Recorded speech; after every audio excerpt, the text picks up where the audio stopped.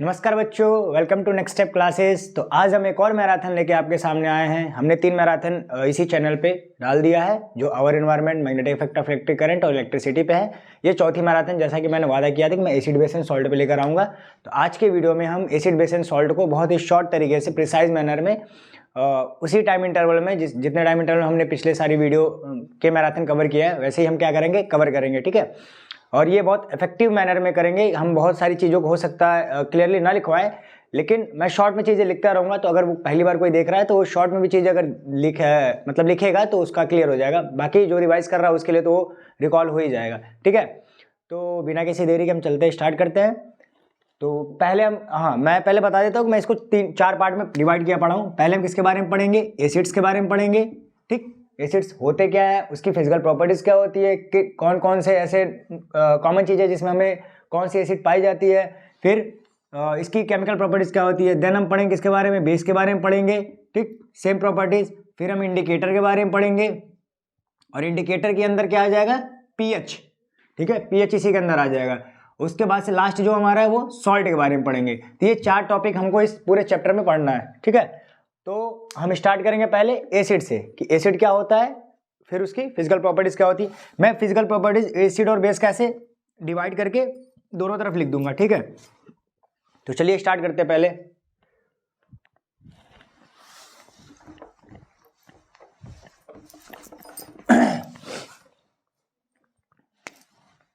मैं पहले लिखता हूं यहां एसिड्स। तो देखिए एसिड्स होते क्या है। जैसे मान लीजिए आप सुने होंगे कि HCl होता है, ठीक, हाइड्रोक्लोरिक एसिड। H2SO4 होता है।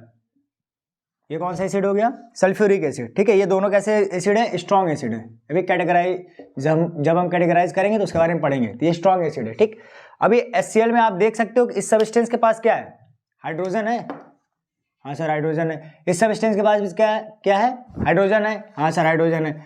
तो ऐसा सब्सटेंस जिसके पास हाइड्रोजन हो, या एक्वस सॉल्यूशन में, इसका एक्चुअल डेफिनेशन ये है कि एक्वस सॉल्यूशन में ये क्या दे, या तो H+ आयन दे या हाइड्रोनियम आयन दे। ठीक है, या तो H+ आयन दे या हाइड्रोनियम आयन दे। ये सबसे ज्यादा इंपॉर्टेंट है कि H+ आयन दे या हाइड्रोनियम आयन दे। हाइड्रोनियम आयन कुछ नहीं है, वाटर में ही जब एक ऑक्सीजन और एक हाइड्रोजन और मिल जाता है तो हाइड्रोनियम आयन बन जाता है। ठीक है, इसका नाम क्या है? Hydronium ion. अगर नया जिसके लिए होगा वो अपने कॉपी में नोट कर लेगा, हाइड्रोनियम आयंस। ठीक, और H+ आयन के बारे में आप जानते ही हैं। ठीक है, तो अगर कोई पूछेगा आपसे कि डेफिनेशन क्या होता है एसिड का, तो क्या कहोगे? एसिड वो सब्सटेंस है जो एक्वस सॉल्यूशन में H+ आयन देता है, ठीक, या हाइड्रोनियम आयन देता है। यहीं पे हम बेस की भी बात कर लेते हैं कि बेस क्या होता है। तो बेस को अगर मैं डिफाइन करना चाहूं तो बेस में आप सुने होंगे कि NaOH, ठीक है, NaOH हो गया, KOH हो गया, मतलब सोडियम हाइड्रोक्साइड, पोटेशियम हाइड्रोक्साइड। तो इसमें देखो आपको क्या दिख रहा है कि इस सब्सटेंस में क्या दिख रहा है? OH दिख रहा है। क्या दिख रहा है? OH दिख रहा है। तो ऐसे सब्सटेंस, ये ऐसा सब्सटेंस जो एक्वस सॉल्यूशन में H+ आयन दे वो क्या हो? एसिड हो गया। और ऐसा सब्सटेंस जो एक्वस सॉल्यूशन में OH- आयन दे, हाइड्रोक्साइड कहते हैं इसको। ठीक है, हाइड्रोक्सिल भी बोल सकते हैं। तो OH- आयन दे, तो ऐसा सब्सटेंस जो एक्वस सॉल्यूशन में OH- आयन दे वो हमारा क्या होता है? बेस होता है, सिंपल डेफिनेशन में। जो H+ आयन दे या हाइड्रोनियम आयन दे वो हमारा एसिड होता है, सिंपल इसके लैंग्वेज में अगर बोले तो। ठीक, तो ये हमारा एसिड बेस को नॉर्मल कैटेगराइज अगर डिफरेंशिएट करना हो तो हम ऐसे कर सकते हैं। नॉर्मल जो डेफिनेशन आप अगर लोअर क्लास में ही पढ़ोगे तो आपको यही बताया जाता है। ठीक, अब हम पढ़ेंगे कि एसिड की कैटेगराइज, एसिड कौन कौन से तरह के हो सकते हैं, कितने टाइप्स के हो सकते हैं। तो मैं उसको लिख देता हूं।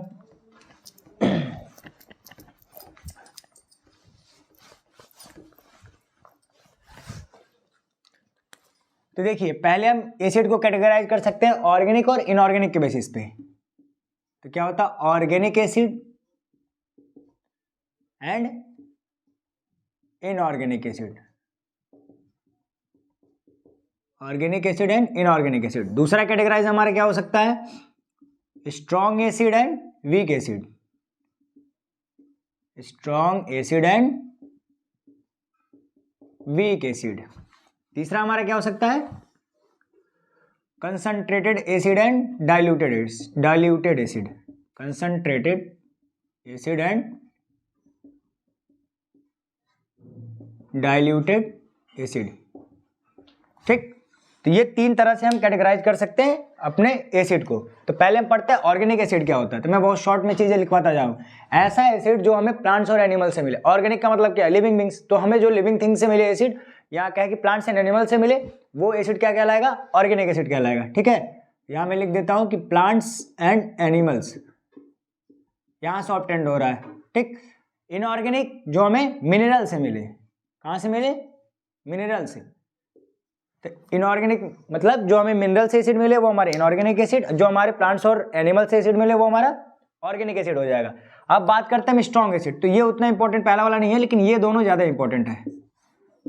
उसमें सबसे ज्यादा इंपॉर्टेंट ये सेकेंड वाला है। ठीक है, तो पहले कंसंट्रेटेड एसिड की मैं बात कर ले रहा हूं। तो कंसंट्रेटेड एसिड का मतलब क्या होता है, जिसमें एसिड का कंसंट्रेशन ज्यादा हो और वाटर का कंसंट्रेशन क्या हो, कम हो। ठीक, ऐसे एसिड को क्या कहेंगे, कंसंट्रेटेड एसिड। और डाइल्यूटेड किसको कहेंगे, जिसमें इसी का उल्टा कि एसिड का कंसंट्रेशन कम हो और वाटर का कंसंट्रेशन ज्यादा हो। एसिड का कंसंट्रेशन कम हो और वाटर का कंसंट्रेशन ज्यादा हो। तो आप अपने लैब में जो एसिड यूज करते हो, आप बोलते हो कि सल्फ्यूरिक एसिड यूज कर रहे हैं या हाइड्रोक्लोरिक एसिड यूज कर रहा है, तो वो कंसंट्रेटेड एसिड नहीं होता। कंसंट्रेटेड रहेगा तो वाइग्रेस रिएक्शन होगा, आपके हाथ वाथ जलने के चांसेस ज्यादा रहते हैं। तो उसमें हम पानी मिला के उसको डाइल्यूट करके एक्सपेरिमेंट कराते हैं। ठीक है, तो वहां पे एसिड कंसंट्रेशन बड़ा कम रहता है। तो ये चीजें हो गई। अब हाँ, ये दो मैंने कैटेगराइज कर दिया। अब आता है ये तीसरा, ये वाला, ये ज्यादा इंपॉर्टेंट। ये इंपॉर्टेंट क्यों है, इसके एग्जाम्पल में आप लिख सकते हो कंसंट्रेटेड H2SO4 सल्फ्यूरिक एसिड, और इसी का डाइल्यूट जब बनाते हैं तो डाइल्यूटेड H2SO4 लिख सकते हैं। ठीक है, डाइल्यूट का मतलब सिंपल से यही है कि उसमें हमने पानी ज्यादा डाल दिया है, एसिड मात्रा कम हो गई है। अब आते हैं स्ट्रॉन्ग एसिड क्या होता है। तो स्ट्रॉन्ग एसिड वो एसिड होता है जो कंप्लीटली डिसोसिएट हो जाता है। कंप्लीटली क्या हो जाता है, डिसोसिएट इन एक्वा सॉल्यूशन। अगर आपका पानी है तो पानी में, ठीक है, कंप्लीटली डिसोसिएट। और जो वीक एसिड होता है ये क्या होता है, ये पार्शियली डिसोसिएट होता है, पार्शियली डिसोसिएट। ठीक है, तो हमने क्या पढ़ा कि स्ट्रॉन्ग एसिड क्या होता है, ऐसा एसिड जो एक्वा सॉल्यूशन में, ये एक्वा सॉल्यूशन में नीचे लिख लेना, एक्वा सॉल्यूशन, वाटर हो सकता है यहाँ पे। तो अगर वो पानी में डालने पे अगर कंप्लीटली डिसोसिएट हो जा रहा है, कंप्लीटली घुल जा रहा है, तो हमारा एसिड कैसा कहलाएगा, स्ट्रॉन्ग एसिड। लेकिन अगर कंप्लीटली नहीं घुल पा रहा है, पार्शियली डिसोसिएट हो रहा है या पार्शियली घुल पा रहा है, तो उसको हम क्या कहेंगे, वीक एसिड। यही कैटेगराइजेशन हम बेस के लिए भी यूज करते हैं। क्या, organic base, inorganic base, strong base, weak base, concentrated base, diluted base. ठीक है, तो वहां पे भी आप इसी तरीके से बस एसिड का नाम चेंज करके बेस करके उसको भी कैटेगराइज कर सकते हो। ये कैटेगराइजेशन हमारा हो गया किसका, एसिड का। अब हम पढ़ेंगे फिजिकल प्रॉपर्टीज एसिड का भी। उसके पहले हम कुछ नाम देख लेते हैं कि कहाँ कहाँ कौन सा एसिड पाया जाता है। ये भी कभी कभी कॉमन नेम पूछ लेता है। ठीक, उसके बाद से हम कैटेगराइज करेंगे।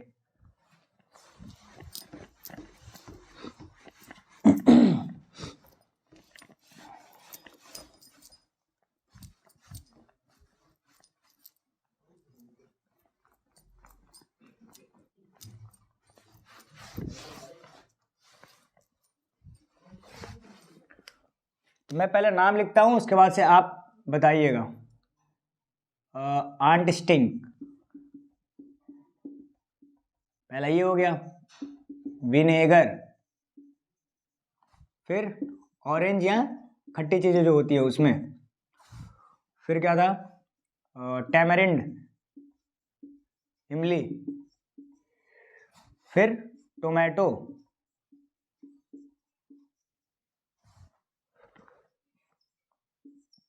और एक और छूट रहा है, कौन सा, कर्ड। कर्ड बोले या मिल्क बोले। ठीक, दही में। इसमें कौन कौन सी एसिड पाई जाती है, तो आंट स्टिंग में कौन सी एसिड पाई जाती है, आपको पता होगा, फॉर्मिक एसिड। कौन सी एसिड, फॉर्मिक एसिड। विनेगर में एसिटिक एसिड, ये आप कार्बोनेट्स कंपाउंड में भी पढ़े होंगे। एसिटिक एसिड कैसा है, एसिड है, वीक एसिड है, ये भी याद रखिएगा। वीक एसिड का अगर एग्जाम्पल पूछेगा तो आप लिख सकते हो। ठीक, एसिटिक एसिड। ऑरेंज वाला कैसा होगा, तो सिट्रस फूड है तो ये सिट्रिक एसिड इसमें पाया जाता है। कौन सी एसिड, सिट्रिक एसिड। टैमरिंड में टार्टरिक एसिड, इमली टार्टरिक एसिड। देन टोमेटो में कौन सा acid, oxalic acid. And then curd में कौन सा होता है, तो आपको पता है इसमें लैक्टिक एसिड पाया जाता है।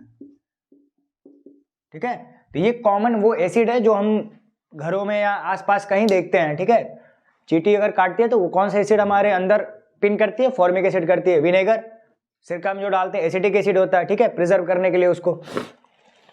ऑरेंज खट्टा होता है, मतलब जितने सिट्रस फूड होंगे उसमें सिट्रिक एसिड होगा। टैमरिंड, इमली टार्टरिक एसिड होता है।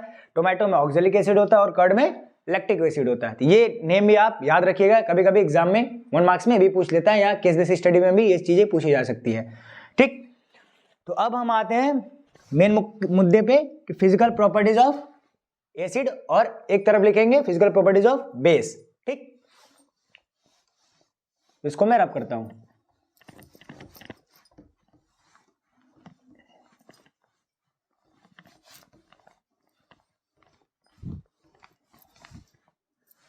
फिजिकल प्रॉपर्टीज के बाद से हम सबसे इंपॉर्टेंट जो इस चैप्टर में एसिड बेस में, उस पर जंप कर जाएंगे केमिकल प्रॉपर्टीज पे।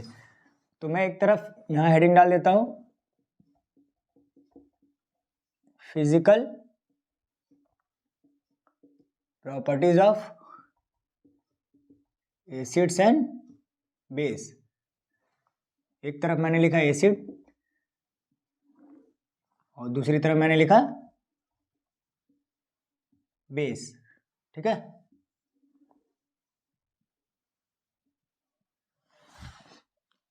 तो पहला तो हम दो तो जो मेन है वो तो कभी भूलना नहीं है। क्या चीज, कि हम टेस्ट करने में एसिड कैसा लगता है और बेस कैसा लगता है, और टच करने में एसिड कैसा लगता है और बेस कैसा लगता है, ये तो आप जानते भी होंगे। ठीक, तो पहले मैं वही लिख देता हूं, एसिड कैसा होता है, सॉर इन टेस्ट।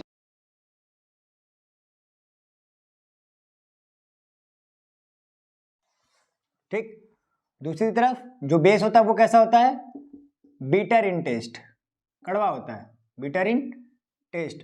और एसिड कैसा होता है, खट्टा होता है। ठीक, पहली प्रॉपर्टीज फिजिकल ये हो गई, ये फिजिकल वाली बात कर रहा हूं। दूसरा, टच करने में जो एसिड होता है वो सेम एज लाइक वाटर, जैसा पानी को छूने में लगता है उसी तरीके से टच करने में एसिड भी लगता है। लेकिन इसमें क्या होता है, पहला इसमें बीटर इन टच, दूसरा इसमें क्या हो जाएगा, सोपी इन टच। मतलब जितने भी आप सोप, साबुन जितना भी यूज करते हो वो सबके अंदर क्या रहता है, बेस रहता है। ठीक है, जितने भी साबुन आप यूज करते हो उसके अंदर क्या होता है, बेस होता है। तो टच करने पे ये बेस सोपी, जैसे साबुन को छूने पे लगता है वैसा ही ये भी लगेगा। तीसरा होता है कि दोनों में कॉमन है, चौथा भी दोनों में कॉमन है कि completely soluble in water, water में पूरी तरीके से घुल जाएगा। और ये भी सेम, ठीक, ये भी पानी में पूरी तरीके से घुल जाएगा। चौथा है कि ये इलेक्ट्रिसिटी कंडक्ट करेगा, कंडक्ट इलेक्ट्रिसिटी कब, इन एक्वस सॉल्यूशन। ठीक है, सेम ये भी कि कंडक्ट इलेक्ट्रिसिटी, तो सेम इसके में भी। तो देखो आपको दो चीज बस अलग कर रही है, एक ये सॉर इन टेस्ट है, ये बीटर इन टेस्ट है। ये सेम एज लाइक वाटर, मतलब जब टच करने पे, यहाँ पे लिख देता हूं टच करने पे, टच पे सेम एज लाइक वाटर, यहाँ सोपी इन टच, छूने पे सोपी वाला फील देगा। ये भी पूरी तरह से पानी में घुल जाता है, ये भी पूरी तरह से पानी में घुल जाता है। ये भी इलेक्ट्रिसिटी कंडक्ट करता है, लेकिन किसमें, एक्वा सॉल्यूशन में, क्योंकि हमको पता है जब एक्वा सॉल्यूशन होगा तभी हमारे आयंस क्या होंगे, बटेंगे, और जब आयंस ही होंगे तभी चार्ज हमारा फ्लो होगा तो इलेक्ट्रिसिटी हमारी कंडक्ट होगी। तो एक्वा सॉल्यूशन में ये इलेक्ट्रिसिटी कंडक्ट करता है, ये याद रखिएगा। दूसरा एक क्वेश्चन ये भी आता है कि वाटर में इलेक्ट्रिसिटी कंडक्ट नहीं होती है तो उसमें हम क्या मिला देते हैं, थोड़ा सॉल्ट, मतलब सॉल्टी वाटर थोड़ा बना देते हैं, जिससे आयंस हमारे क्या हो जाते हैं, अब टूट जाते हैं, और उसकी वजह से वहां पे हम इलेक्ट्रिसिटी कंडक्ट कर पाए। ठीक है, नॉर्मल वाटर में हमारी इलेक्ट्रिसिटी कंडक्ट नहीं होती है, ये भी याद रखिएगा। एक्वा सॉल्यूशन, तो ये हमारी क्या होगी, फिजिकल प्रॉपर्टीज होगी, किसकी, एसिड और बेस की। अब जो सबसे ज्यादा इंपॉर्टेंट है इस चैप्टर में, अभी तक जितना हमने पढ़ा उसका मान लो कि 10-20% ही चीजें आने के चांसेस हैं, लेकिन अब जो आएगा वो सबसे ज्यादा इंपॉर्टेंट है। क्या आएगा, केमिकल प्रॉपर्टीज ऑफ एसिड, और उसके बाद हम पढ़ेंगे केमिकल प्रॉपर्टीज ऑफ बेस, फिर उसके बाद इंडिकेटर के बारे में जाएंगे। ठीक है, तो चलिए स्टार्ट करते हैं पहले।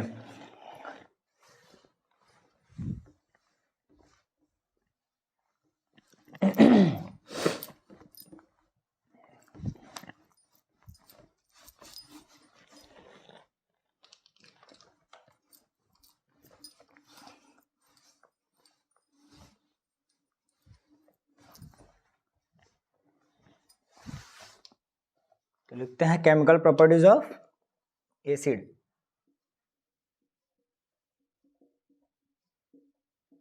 Chemical properties of acid.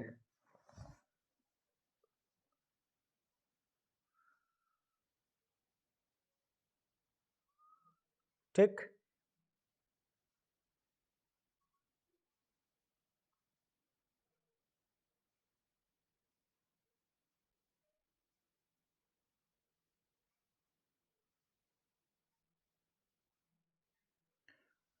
ठीक। तो देखो दोनों में केमिकल प्रॉपर्टीज में सबसे पहले इंडिकेटर आता है। पहला मैं वही लिख देता हूं, action with indicator. Action with indicator, ठीक है। इंडिकेटर में हमारे 3 होते थे, कौन कौन से? लिटमस, फिर फेनोल्फथेलिन और फिर मिथाइल ऑरेंज। तो लिटमस पेपर पे कैसा देगा? फेनोल्फथेलिन कैसा देगा, और मिथाइल ऑरेंज में एसिड का यहीं लिख देता हूं कि एसिड कैसा है, क्या कलर बदलेगा, और इधर लिख देता हूं कि बेस क्या कलर बदलेगा, ठीक है, ताकि आपको यहीं का यहीं याद हो जाए। ठीक,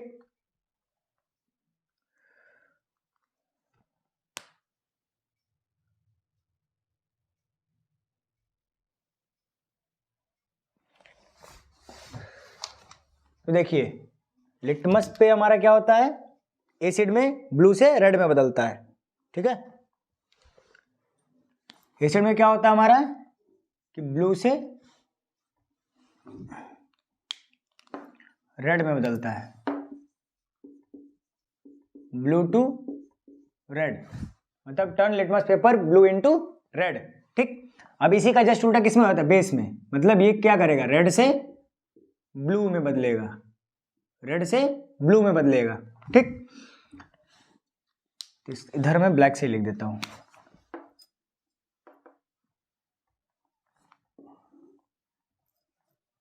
ये क्या करेगा, रेड से ब्लू में बदलेगा, ये ध्यान रखना। फिर आता है फेनोल्फथेलिन पे, तो फेनोल्फथेलिन पे पिंक से ये कलरलेस हो जाता है। पिंक से क्या हो जाता है? कलरलेस, कलरलेस, और ये हमारा पिंकिश ही रहता है इधर। पहले मैं एसिड का पूरा लिख देता हूं। मिथाइल ऑरेंज पे क्या होता है? येलो से पिंकिश रेड हो जाता है, येलो से पिंकिश रेड। ठीक, इसमें पिंक ही रहेगा और इसमें येलो ही रहेगा। तो ये चीज आई है, ठीक है। क्या मैंने पढ़ा कि अगर इंडिकेटर के साथ अगर मैं एसिड और बेस का रिएक्शन करवाऊंगा तो क्या होगा, तो मैं दोनों को यहीं लिख दिया हूं। एसिड के साथ अगर करेंगे तो लिटमस पेपर। अब एक चीज और बताना चाहूंगा कि इंडिकेटर हमारे 2 तरह के होते हैं, ये मैं आगे भी बताऊंगा। ये होता है हमारा नेचुरल इंडिकेटर। ये कौन सा इंडिकेटर होता है? Natural indicator. और जो इंडिकेटर हम लैब में, जो नेचुरली हमको मिल जाता है वो नेचुरल होता है। जो हम लैब में बनाते हैं उसको हम क्या कहते हैं? Synthetic indicator. ये जो नीचे वाला इंडिकेटर है वो क्या है? सिंथेटिक इंडिकेटर है। कैसे इंडिकेटर है? Synthetic indicator. ठीक, लिटमस पेपर क्या है हमारा? Natural indicator. और फेनोल्फथेलिन और मिथाइल ऑरेंज कैसा है? सिंथेटिक इंडिकेटर है, ठीक है। तो 2 टाइप के हमारे इंडिकेटर हो गए। ये हमारे लैब में बनाया जाता है और ये हमारे नेचर में मिल जाता है। तो जब एसिड पे हमने देखा है लिटमस पेपर का क्या एक्शन हो रहा है, तो ये ब्लू को रेड में कन्वर्ट कर दे रहा था। वहीं बेस में इसका उल्टा हो रहा था, रेड को ब्लू में कन्वर्ट कर रहा था। फिर जब फेनोल्फथेलिन को देखा गया तो ये पिंक को कलरलेस बना दे रहा था, और बेस पिंक का पिंक ही रह रहा था, यहाँ कोई रिएक्शन नहीं हो रहा था। मिथाइल ऑरेंज में येलो से पिंकिश रेड में बदल जा रहा था और बेस में येलो का येलो ही रह जा रहा था। ठीक है, तो ये हमारा एक्शन विद इंडिकेटर हो गया है।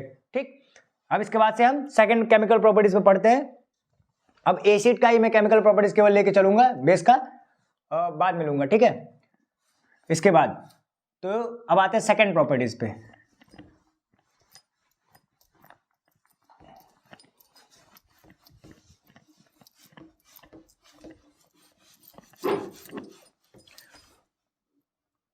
तो सेकंड प्रॉपर्टी क्या है? Action with metal. एसिड का ही पढ़ रहे हैं, तो एक्शन विद मेटल, कि मेटल के साथ अगर एसिड का रिएक्शन कराएंगे तो क्या होगा। ठीक है, तो लिख लेते हैं क्या होता है। तो पहले मैं एक फॉर्म लिखूंगा, मैं हर रिएक्शन बताने के पहले एक फॉर्म लिखूंगा। उस फॉर्म को अगर आप याद रखोगे तो आपको कोई भी रिएक्शन लिखने में दिक्कत नहीं होगी और आप आसानी से पहचान भी पाओगे कि इसके साथ ये निकलेगा तो क्या बनेगा, क्या निकलेगा। ठीक है, तो पहले मैं लिखता हूं, तो यहां रहा मेरा मेटल, इसके साथ मैंने एसिड का रिएक्शन कराया तो क्या निकलेगा? सॉल्ट निकलता है और हाइड्रोजन गैस।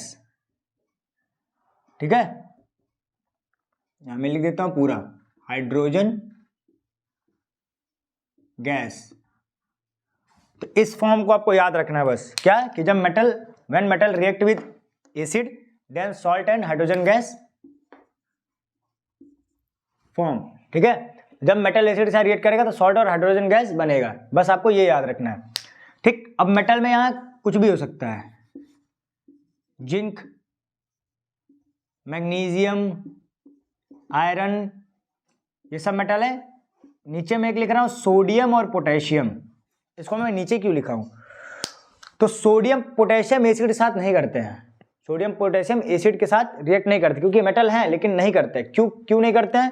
क्योंकि आपको पता होगा कि सोडियम और पोटेशियम हमारे एक्टिविटी सीरीज में, जो मैंने रिएक्टिविटी सीरीज पढ़ा था उसमें सबसे ऊपर होते हैं। तो ये हाईली रिएक्टिव इन नेचर होते हैं। ठीक है, बहुत ही ज्यादा रिएक्टिव होते हैं। ये मैंने उसमें अकरेंस ऑफ मेटल वाले टॉपिक में भी बताया था रिएक्टिविटी सीरीज को, और एक शॉर्ट्स भी है जिसपे याद करने की ट्रिक भी मैंने डाली हुई है। ठीक है, तो क्या होता है, सोडियम पोटेशियम हमारे क्या होते हैं?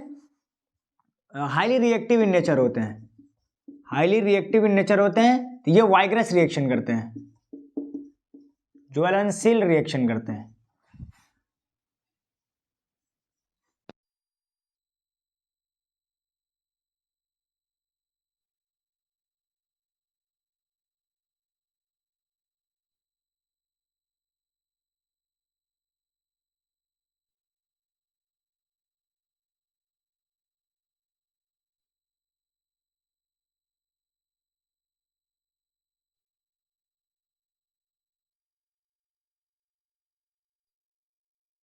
सबसे टॉप पे है, तो ये हाईली रिएक्टिव इन नेचर होते हैं, एक्टिव मेटल होते हैं। ठीक है, इसकी वजह से ये वाइग्रसली रिएक्शन होता है इनका। तो इसलिए हम एसिड के साथ इसका रिएक्शन नहीं कराते हैं, क्योंकि ये धमाका करने के लिए काफी हैं। ठीक है, तो हम किसके साथ रिएक्शन करा के देखते हैं लैब में? जिंक हो गया, मैग्नीशियम हो गया, जो थोड़े से कम रिएक्टिव होते हैं। ठीक, तो ये चीज हो गई। अब देखिए क्या करना है, कभी भी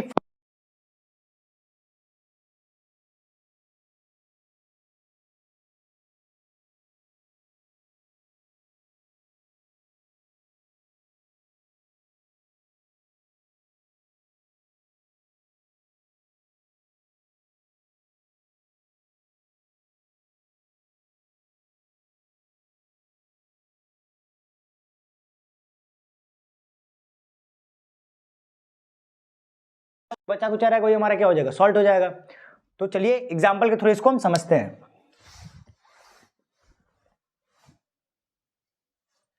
तो मुझे ये रब करना पड़ेगा, मैं एग्जाम्पल लिखता हूं।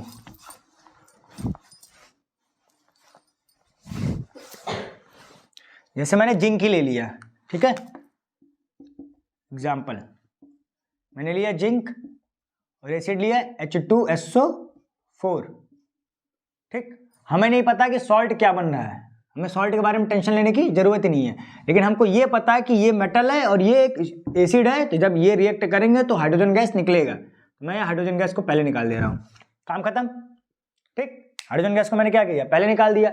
अब देखो बैलेंसिंग वाला कि दोनों तरफ क्या होना चाहिए, रिएक्टेंट की तरफ जितने एलिमेंट होंगे उतने ही प्रोडक्ट की तरफ भी होने चाहिए, यही हम पढ़ते हैं बैलेंसिंग, फिर बैलेंस रिएक्शन में। ठीक है, तो इधर देखो 2 हाइड्रोजन है, तो पहले हम इधर 2 हाइड्रोजन देख लेते हैं। तो ठीक है भाई, 2 हाइड्रोजन इधर हो गया। अब बचा क्या, एक हमारे ये जिंक बचा और यहाँ मेरा सल्फेट बचा।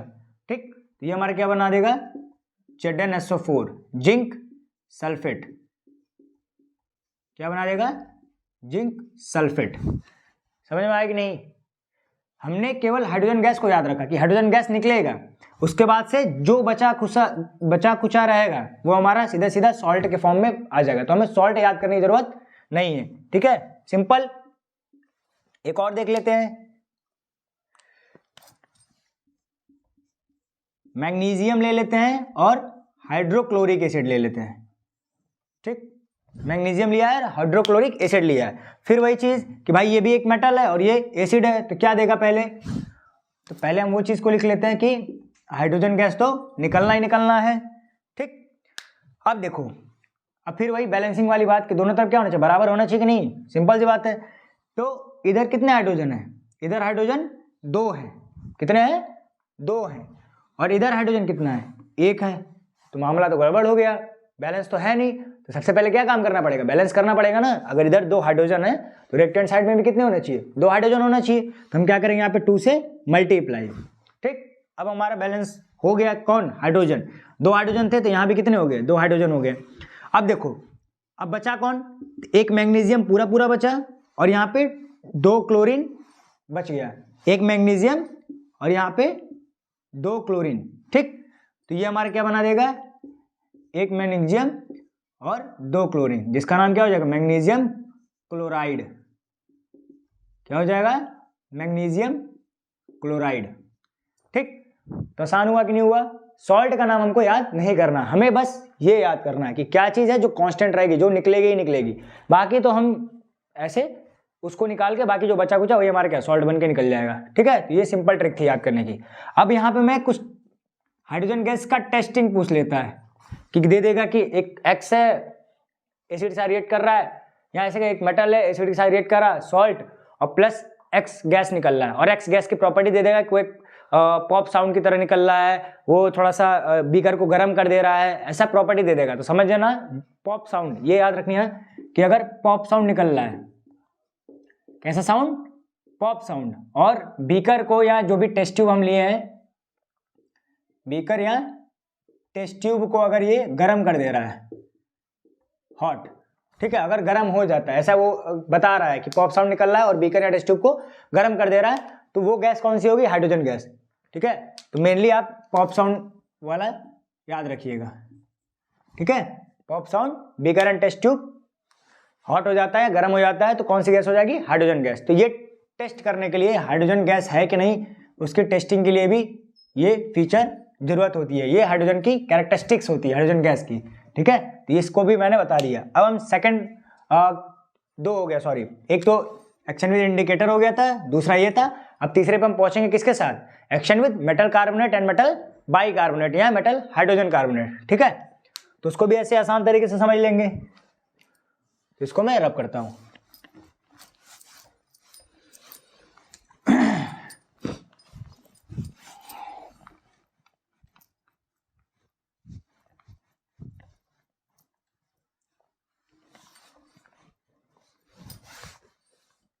तो एक्शन विद यहीं लिख लो, मेटल कार्बोनेट या metal bicarbonate,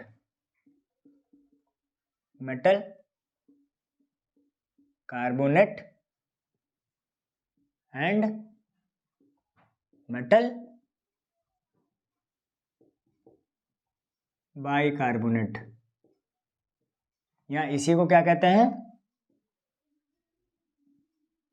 metal hydrogen carbonate. Red pen से लिख देता, रेड कलर से लिख देता हूं, मेटल हाइड्रोजन कार्बोनेट। ठीक, तो मेटल बाइकार्बोनेट बोले या मेटल हाइड्रोजन कार्बोनेट बोले, दोनों का बात, दोनों का मतलब एक ही है। तो देखिए, सबसे पहले हम समझ लेते हैं कि कैसे मेटल कार्बोनेट को लिखेंगे और कैसे मेटल बाइकार्बोनेट को लिखेंगे। तो कार्बोनेट का पहले मतलब समझ लीजिए। तो जहां CO3 लगा हो, CO2 तो कार्बन डाइऑक्साइड होता है, CO3 लगा हो वहां कार्बोनेट की बात हो रही होगी, ठीक। तो पहले मैं क्या बोल रहा हूं, मेटल कार्बोनेट। पहले मैं क्या बोल रहा हूं, मेटल कार्बोनेट, मेटल कार्बोनेट, ठीक। तो मेटल मान लेते हैं हम जिंकी है, या सोडियम मान लेते हैं, चलो। तो सोडियम, सोडियम, ठीक, कार्बोनेट। इसका नाम क्या हो जाएगा, sodium carbonate, Na2CO3, sodium carbonate, ठीक। मेटल कार्बोनेट इसी कहते हैं। अब आता है metal hydrogen carbonate, metal hydrogen carbonate, ठीक। अब देखो कुछ नहीं करना है, मेटल और कार्बोनेट के बीच में क्या आ गया है, मेटल और कार्बोनेट के बीच में क्या आ गया, हाइड्रोजन आ गया। तो सिंपल सी बात है कि उसके बीच में हम एक हाइड्रोजन को घुसेड़ देंगे, ये लो घुसेड़ दिया, ठीक। तो NaHCO3, इसी का नाम मेटल हाइड्रोजन कार्बोनेट है या मेटल बाइकार्बोनेट है, दोनों का मतलब एक ही है, ठीक। हमने क्या किया, एक सोडियम को हटाया, उसकी जगह पे एक हाइड्रोजन को बीच में घुसेड़ दिया, तो ये हमारा क्या हो गया, मेटल हाइड्रोजन कार्बोनेट हो गया, ठीक। ये ऐसे अगर मान लो मेटल बदलता जाएगा तो बस यहाँ चीजें बदल जाएगी। कैल्शियम कार्बोनेट आप सुने होंगे, CaCO3, इसको लाइमस्टोन कहते हैं, ठीक है, लाइमस्टोन कहते हैं, ठीक। तो ये चीज वैसे ही बन जाएगी। तो वो भी एक तरह क्या है, मेटल कार्बोनेट ही है, कैल्शियम है और कार्बोनेट है, तो कैल्शियम कार्बोनेट भी मेटल कार्बोनेट है, ठीक। अब हम रिएक्शन देखते हैं। ये मैंने जनरल चीजें तो देख ली, तो पहले मैं रिएक्शन लिख देता हूं, फॉर्म जिसको आपको याद रखना है, फिर रिएक्शन एग्जांपल के थ्रू देखेंगे।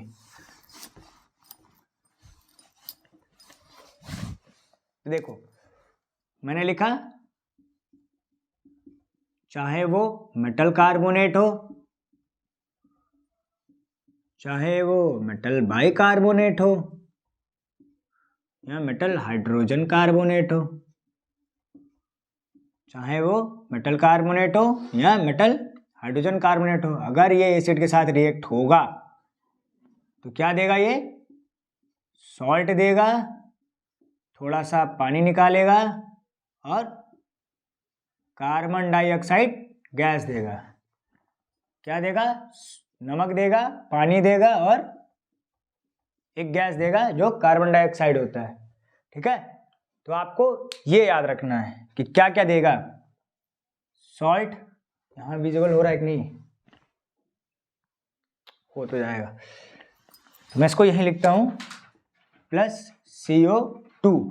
अब देखो, तो हमको याद रखना बस ये दो चीज कि क्या क्या देगा, कि मेटल कार्बोनेट हो या मेटल बाइकार्बोनेट हो, जब वो एसिड के साथ रिएक्ट करेगा तो वाटर देगा और कार्बन डाइऑक्साइड देगा। ये दो चीज हमको क्या करना है, याद रखना है, ये दो चीज हमको याद रखना है, क्योंकि ये बदलने वाला नहीं है, पानी निकलेगा ही निकलेगा और गैस निकलेगी निकलेगी। बदलेगा क्या, मेटल और एसिड के हिसाब से बदलेगा क्या, सॉल्ट बदलेगा, सॉल्ट का टाइप बदल सकता है कि कैसा सॉल्ट बन रहा है, लेकिन ये चीजें नहीं बदलेंगी, ठीक है।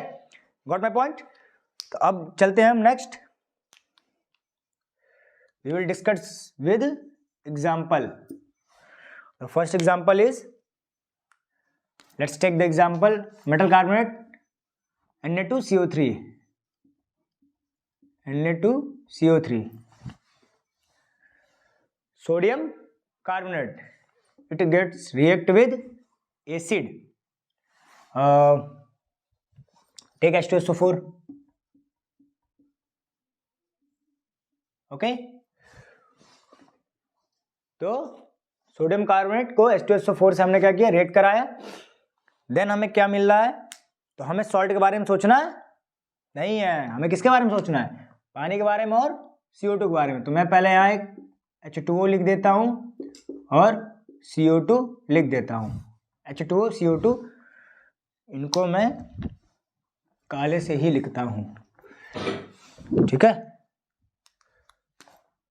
ये हमारा H2O हो गया और ये हमारा CO2 हो गया, ये दो चीजें हमारी हो गई। अब फिर क्या हुआ, फिर क्या, फिर कुछ नहीं, अब देख लो वही रिएक्टेंट साइड में और प्रोडक्ट साइड में एलिमेंट बराबर होने चाहिए, ठीक है। तो काउंट करके देख लेते हैं कि बराबर है कि नहीं है। सबसे पहले हम हाइड्रोजन को देखते हैं। तो हाइड्रोजन यहाँ कितने हैं सरदार? 2 हैं। ठीक, तो 2 हाइड्रोजन है, तो इधर भी कितने हैं? 2 ही है। ठीक, अब फिर क्या होता है? 2 हाइड्रोजन इधर, 2 हाइड्रोजन इधर। अब किसकी बारी है? ऑक्सीजन की बारी है। तो ऑक्सीजन 1, कितने ऑक्सीजन थे सरदार? 3 ऑक्सीजन है। 2 ऑक्सीजन उधर और 1 ऑक्सीजन इधर, तो कितने ऑक्सीजन? 3। ठीक, अब इधर देख लेते हैं। इधर भी यहाँ पे क्या हो गया? 3 ऑक्सीजन हो गया। ठीक, तो हाइड्रोजन हो गया है, ऑक्सीजन भी हो गया है। अब बचा कौन तुम्हारे पास? कार्बन।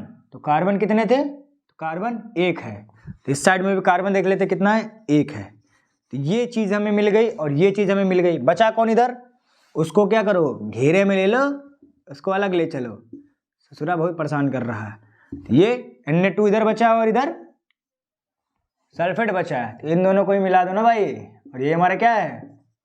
सॉल्ट है। क्या नाम है? Sodium sulphate. क्या नाम है? Sodium sulphate.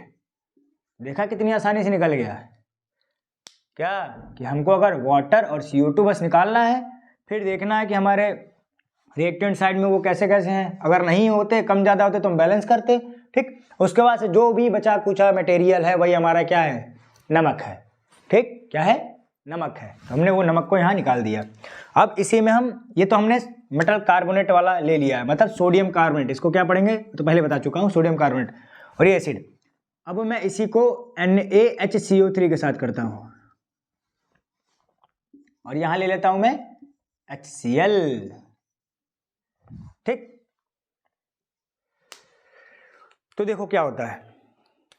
सबसे पहले हमको क्या पता है कि H2 और CO2 तो निकलेगा ही निकलेगा। उधर तो सोचना ही नहीं है, आंख बंद करके कार्बोनेट के साथ ये चीज को निकाल के फेंक दो। ठीक, अब आती है बात बढ़िया वाली। अच्छा, एक और मैं बता दूं कि मान लो यहां में Na2CO3 लिख चलता है, Na2CO3 और HCl के साथ करता तो क्या निकलता है उसको पहले देख लेता, फिर मैं NaHCO3 यहीं से कर दूंगा। तो देखो यहाँ पे थोड़ा बैलेंसिंग वाला खेल खेलना पड़ा। क्यों? क्योंकि इधर कितने आदमी थे, मतलब कितने हाइड्रोजन थे? कितने हैं? 2 हैं। और इधर कितने हाइड्रोजन हैं? तो सरदार 1 ही है। ये तो गड़बड़ हो गया। तो क्या करना पड़ेगा? बैलेंस करना पड़ेगा, जो हम पहले चैप्टर में पढ़े हैं। ठीक, तो बैलेंसिंग भी सीख लो यहीं से, फायदा ही फायदा है भाई। 2 हाइड्रोजन इधर, तो इधर 2 करने के लिए क्या करना पड़ेगा? 2 से मल्टीप्लाई करना पड़ेगा। हमने 2 से मल्टीप्लाई कर दिया। अब 2 हाइड्रोजन हो गए। ऑक्सीजन कितने हैं? 1 2 3 है। इधर भी कितने हैं? 3 है। कार्बन कितना है? 1 है। इधर भी कितना है? 1 है। ठीक है, तो हमारा कार्बन और ऑक्सीजन तो बढ़िया थे, हाइड्रोजन ही गड़बड़ था, जिसको मैंने बैलेंस कर दिया। अब देखो बच कौन रहा है? इधर से क्लोरीन बच रहा है, इसको कैटेगरी में ले लो। और इधर से Na2 बच रहा है, इसको कैटेगरी में ले लो।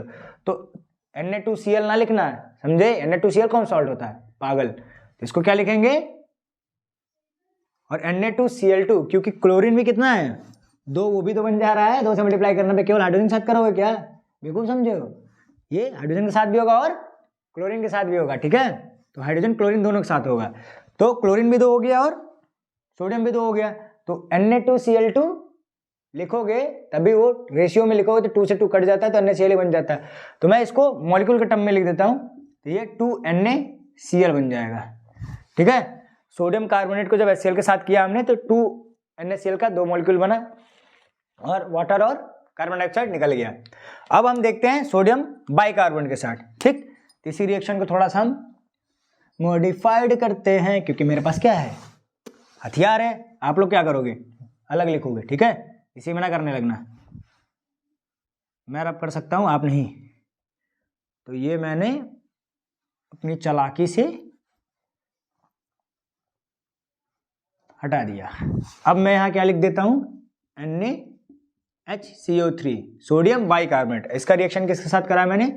HCl के साथ। ठीक, तो अभी भी हमको पता है क्या बदला? कुछ नहीं बदला। वाटर और कार्बन डाइऑक्साइड तो निकलेगा ही निकलेगा। यहां देखने वाली चीज है कि हमारा सॉल्ट कैसा बनेगा।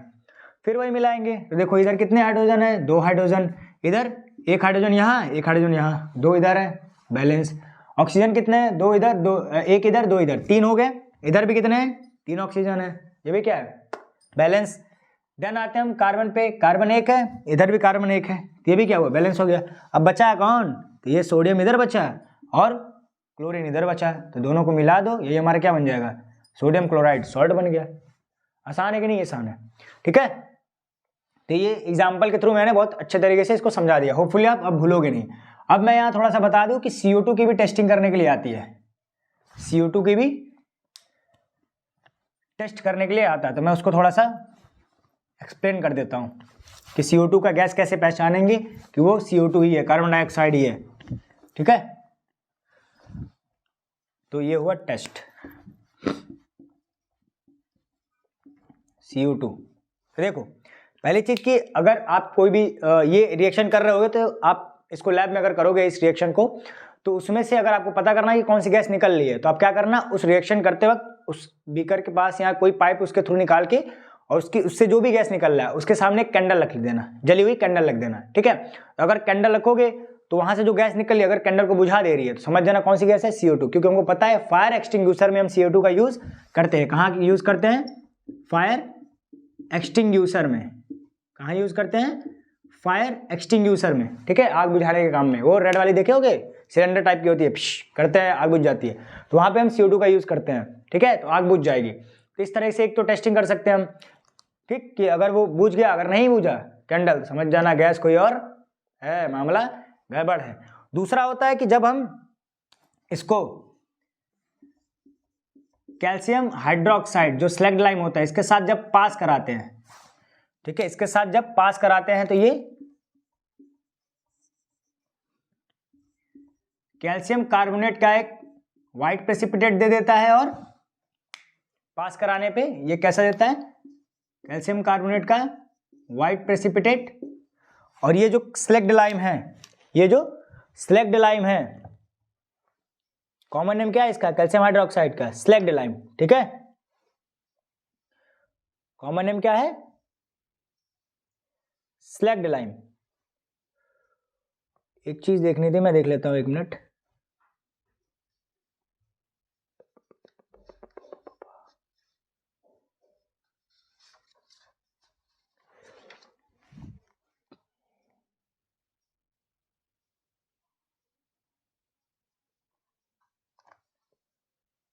ठीक है, इसका नाम क्या है, स्लैग्ड लाइम, स्लैग्ड लाइम, ठीक। और इसी स्लैग्ड लाइम को क्या बोलते हैं, लाइम वाटर।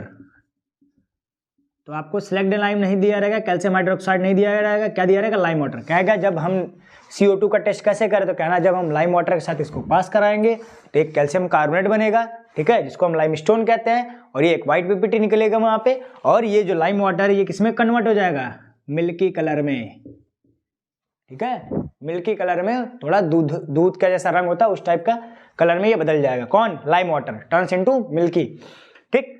जब CO2 को हम इसके साथ पास कराएंगे और एक व्हाइट पीपीटी निकल जाएगा, तो हमको पता चल जाएगा कि हम ये गैस कौन सी है, कार्बन डाइऑक्साइड है, ठीक है। तो ये चीजें हमने इसके साथ भी पढ़ लिया। तो तीसरा था ना हमारा ये, ठीक। अब आता है चौथा, जो बहुत ही आसान और बहुत ही ज्यादा इंपॉर्टेंट है, देन फिफ्थ वाले पे जम करेंगे। तो चौथा क्या देख लेते हैं, चौथा क्या है, गेस करो, जो आसान भी है और बहुत इंपॉर्टेंट भी है। अरे गेस करो, नहीं कर पा रहे, क्या यार, पढ़ो लिखो तुम लोग।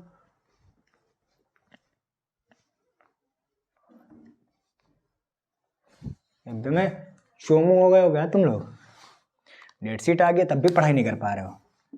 तो चौथा है एक्शन विद एसिड है तो किसके साथ, बेस। और इसी को क्या कहते हैं, ये बेस की प्रॉपर्टीज केमिकल प्रॉपर्टीज में भी आ जाएगा, इसी को हम क्या कहते हैं, न्यूट्रलाइजेशन रिएक्शन।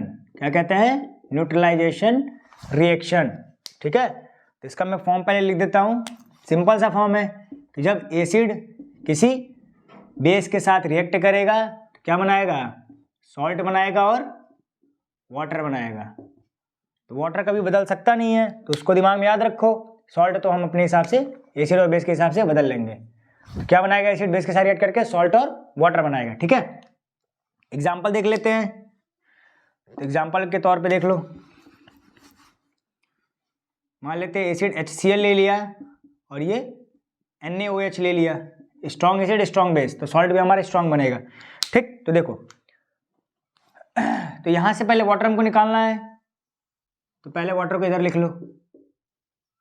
पहले वाटर को हमने क्या किया, लिख लिया, क्योंकि पानी निकालना है अपने को। क्या है, सिर्फ पानी निकालना है। अक्षय कुमार कहता है ना बॉस, उसी वाले में। ठीक है, तो अपने को क्या निकालना है, केवल पानी निकालना है। किसमें, न्यूट्रलाइजेशन रिएक्शन में। मेटलिक ऑक्साइड के साथ भी करते तो वहां भी पानी निकालना है। ठीक, तो पानी नहीं, पानी निकालना है। ठीक है, हरियाणवी टेस्ट दो। तो HCl यहाँ से H2O निकालते, देखो 2 हाइड्रोजन है, तो एक हाइड्रोजन यहाँ, एक हाइड्रोजन यहाँ, 2 हाइड्रोजन हमारे क्या हुए, निकल गए। ठीक, ऑक्सीजन हुआ तो एक ऑक्सीजन निकल गया, तो ये ऑक्सीजन हाइड्रोजन निकल गया, ये निकल गया। बाकी कौन बचा, इधर से सोडियम बचा, इधर से सोडियम बचा और इधर से क्लोरीन बचा। क्या बना दिया हमारा, NaCl, सोडियम क्लोराइड। इसी को क्या कहते हैं, कॉमन सॉल्ट। इसी को क्या कहते हैं, रॉक सॉल्ट। इसी को क्या कहते हैं, सोडियम क्लोराइड। ठीक है, तो ये चीजें हमारी हो गई। तो सिंपल सा हमारा फॉर्म याद रखना है कि एसिड बेस रिएक्ट करेगा तो सॉल्ट और वाटर बनेगा। ये आप केमिकल प्रॉपर्टीज ऑफ बेस में भी पढ़ोगे, तो मैं यहीं पे पढ़ा दिया, वहां पे नहीं पढ़ाऊंगा। ठीक है, और ये हमारा एक एग्जांपल हो गया। जैसा एसिड और जैसा बेस रहेगा उसी हिसाब से हमारा क्या बनेगा, सॉल्ट भी बनेगा। तो ये स्ट्रॉन्ग एसिड स्ट्रॉन्ग बेस है तो हमारा न्यूट्रल सॉल्ट बन जाता है। ठीक, अब हम आते हैं लास्ट जो केमिकल प्रॉपर्टीज है एसिड की, वो है action with metallic oxide. Action with metallic oxide. ठीक है, एक्शन विद मेटेलिक ऑक्साइड। अब देखो मेटेलिक ऑक्साइड का मतलब क्या है, पहले मैं लिख देता हूं फॉर्म क्या क्या बनेगा। तो जब भी हम मेटेलिक ऑक्साइड को एसिड के साथ रिएक्ट करवाएंगे तो हमारा सॉल्ट बनेगा और पानी निकलेगा। इतनी चीज तो क्लियर है। ठीक है, मेटेलिक ऑक्साइड को एसिड से रिएक्ट करेंगे क्या बनेगा, सॉल्ट और वाटर निकलेगा। तो देख लो, तो हाँ एक चीज और कि बेसिक इन नेचर होता है और नॉन मेटल कैसा होता है, एसिडिक इन नेचर होता है। तो अगर आप एसिड बेस पे पकड़ बना लोगे तो मेटल नॉन मेटल पढ़ने में भी आपको बहुत आसानी हो जाएगी, उसमें कुछ और है नहीं। ठीक है, तो मेटेलिक ऑक्साइड के बारे में हम पहले, अब देखो ये चीज समझ लिया, हमें याद क्या रखना है कि बस वाटर निकल रहा है, सॉल्ट कैसा निकल रहा है कैसा नहीं निकल रहा उसके बारे में हमें याद नहीं रखना है। तो मैं एक एग्जाम्पल के थ्रू करवाता हूँ। ठीक है, तो मैं जैसे ले लेता हूँ कॉपर ऑक्साइड, कॉपर मेटल है, और इसके साथ ले लेता हूँ HCl। अब हमको सॉल्ट के बारे में नहीं सोचना है कैसे सॉल्ट बनेगा, हम सीधे वाटर क्या करें यहाँ से निकाल देते हैं। ठीक है, वाटर निकाल देते हैं। तो हमारे पास अब देखो, अब बैलेंसिंग करेंगे पहले, जो पहले चैप्टर में हम करते थे कि यहाँ पे 2 हाइड्रोजन है और यहाँ कितना हाइड्रोजन है, एक ही हाइड्रोजन है। तो हमको क्या करना पड़ेगा, बैलेंस करना पड़ेगा, क्योंकि ऐसे मामला सही नहीं है। तो हम यहाँ 2 से क्या किया, मल्टीप्लाई कर दिया। अब हमारा 2 हाइड्रोजन भी हो गया और ऑक्सीजन कितना है, 1 है, तो यहाँ 1 ऑक्सीजन भी हो गया। अब हमारे पास बचा क्या, इधर से कॉपर बचा और इधर से 2 क्लोरीन बचा। इन दोनों को मिला दो, ये हमारा क्या बन जाएगा, सॉल्ट बन जाएगा। समझ में आया। हमें क्या याद रखना है कि केवल पानी निकल रहा है और पानी के मॉलिक्यूल्स को हमको क्या करना है, बैलेंस कर लेना है। फिर जो भी बचा हमारे पास वो हमारा क्या बन जाएगा, सॉल्ट बन जाएगा। तो ये हमारा क्या बन जाएगा, copper chloride, copper chloride salt बन गया। ठीक है, ये हमारा क्या है, कॉपर ऑक्साइड। तो हमने ऊपर क्या लिखा, मेटल ऑक्साइड। तो कॉपर क्या एक तरह का मेटल है और उसी का क्या है, ऑक्साइड फॉर्म है। तो इस तरीके से हमने सारे केमिकल प्रॉपर्टीज एसिड की पढ़ ली। बेस में क्या चीज बदलता है क्या नहीं बदलता है इसके बारे में पढ़ लेंगे। ठीक है, तो अब हम जंप करेंगे केमिकल प्रॉपर्टीज ऑफ बेस पे। ठीक,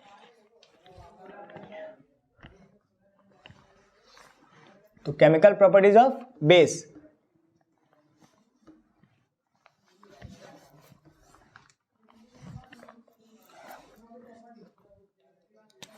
केमिकल प्रॉपर्टीज ऑफ बेस। तो पहला हमारा जो मेटल के साथ था, सॉरी एसिड के साथ था, मेटल का वही रिएक्शन बेस के साथ भी होगा। तो अगर मैं बोलूं पहला action with metal, action with metal के साथ अगर कराएंगे तो क्या होगा, मैं शॉर्ट में लिख देता हूं,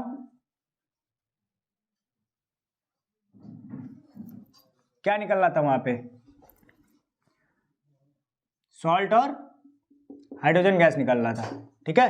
तो प्रोडक्ट वही सेम है। फिर दूसरा हमने पढ़ा था एक्शन विथ इंडिकेटर, जो कवर कर चुके थे हम। Action with indicator litmus paper पे क्या कर रहा था, फिनॉल पे थैलिन पे क्या कर रहा था, मिथाइल ऑरेंज पे क्या कर रहा था, ये चीज भी हमने क्या किया, कवर कर लिया है एसिड वाले में ये। तीसरा हमारा क्या रिएक्शन था, action with acid, action with acid, ये हमारा नॉन मेटल के साथ होगा।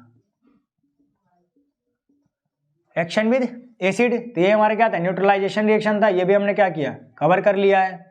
न्यूट्रलाइजेशन रिएक्शन था, ये भी हमने क्या किया, कवर कर लिया है। देन फोर्थ हमारा था मेटल कार्बोनेट बाइकार्बोनेट, तो हमारा बेस का रिएक्शन नहीं होता है किसके साथ, ये वाला नहीं लिखना है, मेटल कार्बोनेट बाइकार्बोनेट वाले के साथ रिएक्शन नहीं होता है, ये वाला हमको केमिकल प्रॉपर्टीज में नहीं डालना है। फिर लास्ट हमारे पास आता है अमोनियम आयन के साथ, एक्शन विद अमोनियम आयन, तो इसको हमको पढ़ना है, ठीक है।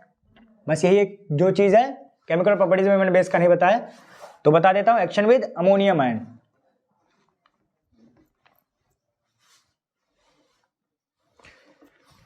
एक्शन विद अमोनियम आयन,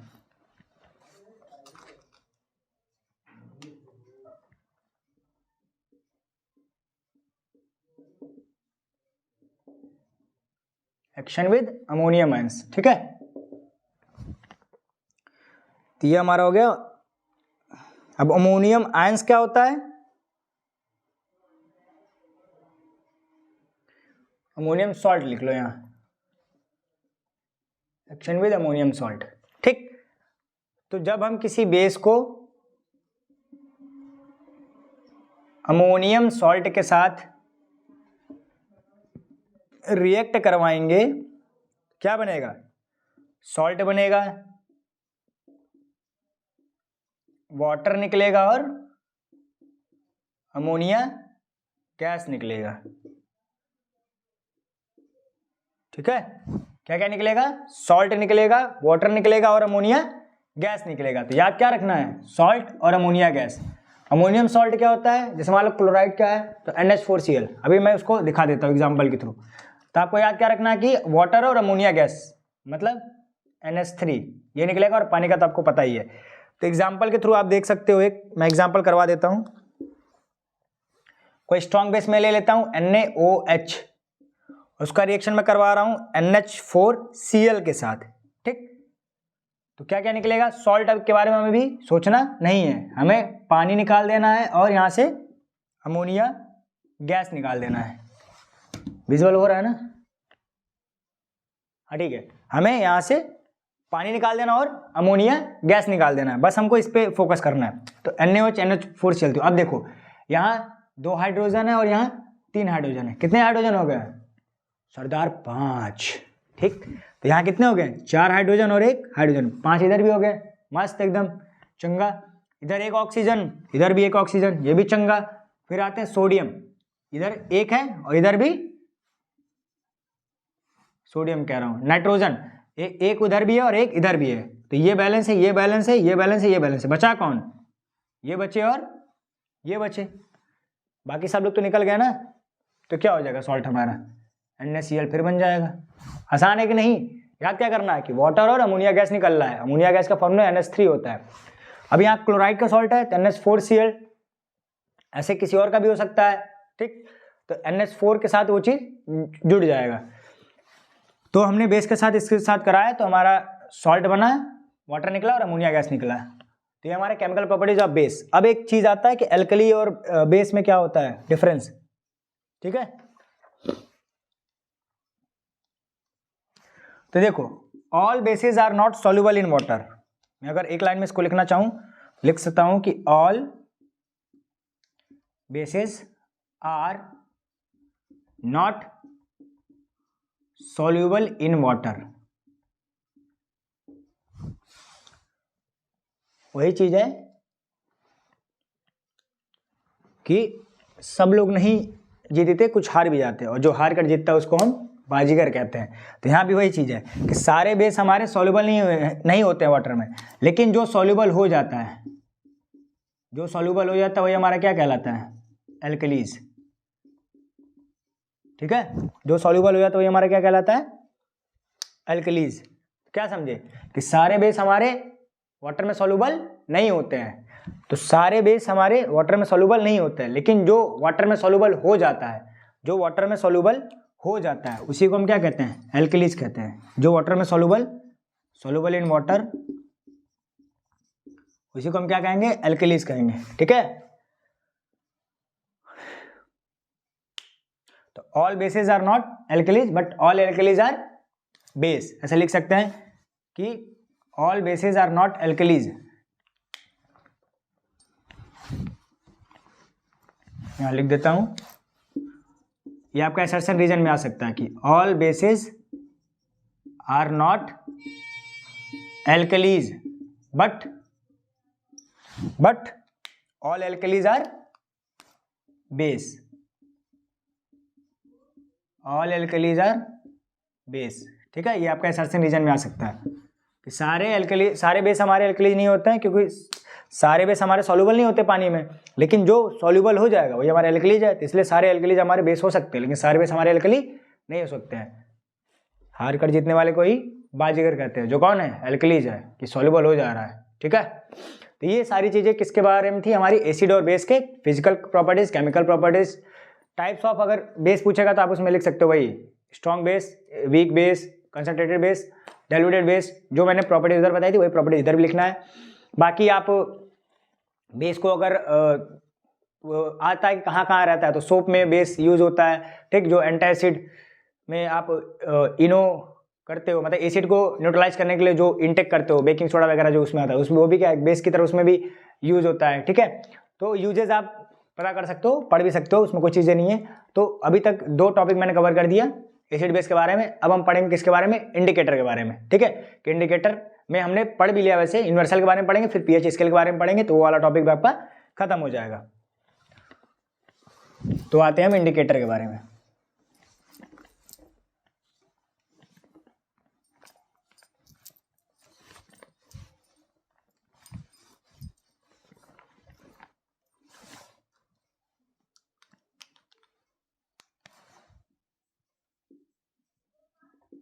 तो इंडिकेटर्स, ठीक, इंडिकेटर्स।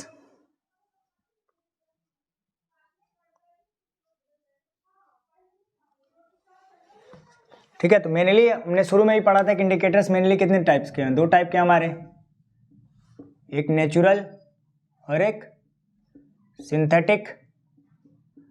नेचुरल में कौन था, तो लिटमस वाला था, और सिंथेटिक में कौन था, तो 2 थे, फिनॉल्पथेलिन और मिथाइल ऑरेंज, फिनॉल्पथेलिन और मिथाइल ऑरेंज। ठीक है, ये सिंथेटिक में आ गया हमारा। ठीक, तो अब सिंथेटिक वाला क्या होता है, जो लैब में प्रिपेयर होता है, और ये जो नेचर में हमको मिल जाता है। तो ये चीज हमने इंडिकेटर के बारे में पढ़ लिया। अब इंडिकेटर क्या करता है, तो इंडिकेटर बताता है स्ट्रेंथ ऑफ एसिड या बेस। ठीक है, इंडिकेटर क्या बताता है,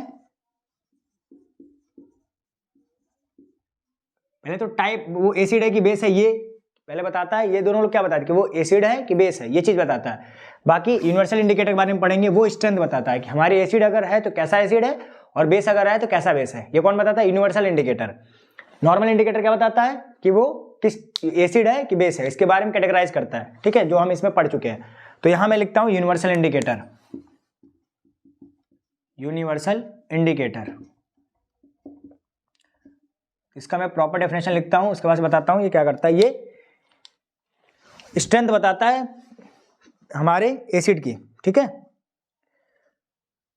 तो ये क्या है, मिक्सचर ऑफ ऑर्गेनिक डाइज। क्या है ये, मिक्सचर ऑफ ऑर्गेनिक डाइज, या कहें सेवरल इंडिकेटर का और सेवरल इंडिकेटर्स, मतलब बहुत सारे इंडिकेटर के यहाँ तो मिक्सचर है, यहाँ क्या है कि अलग अलग डाइज का क्या है, मिक्सचर है, ठीक है। अब मेन तो ये हो गया कि क्या है ये, उसके बाद से इसका यूज क्यों करते हैं, तो मैंने जैसे बताया कि used to determine the pH value of various solution, to determine the pH value of